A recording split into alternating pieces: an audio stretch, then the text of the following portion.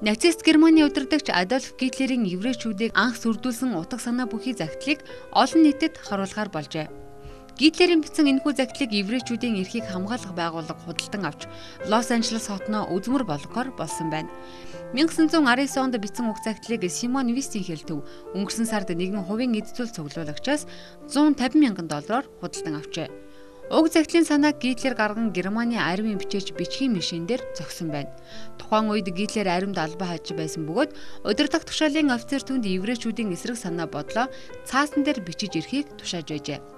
Энэ ихээхэн чухал баримтын нэг бөгөөд Гитлер хизээнээс еврейчүүдийг үзэн ядах болсныг харуулж байгаа юм. Гитлерийн бичүүлсэн загтлын их хувийг дэлхийн 2 дугаар дайны сүүлийн сард Америк цэрэг олж улмаар энэхүү еврейчүүдийн эрхийг хамгаалах байгууллагын өмч болгожээ. Энэхүү загтал Гитлерийн болохыг 1988 онд баталсан юм.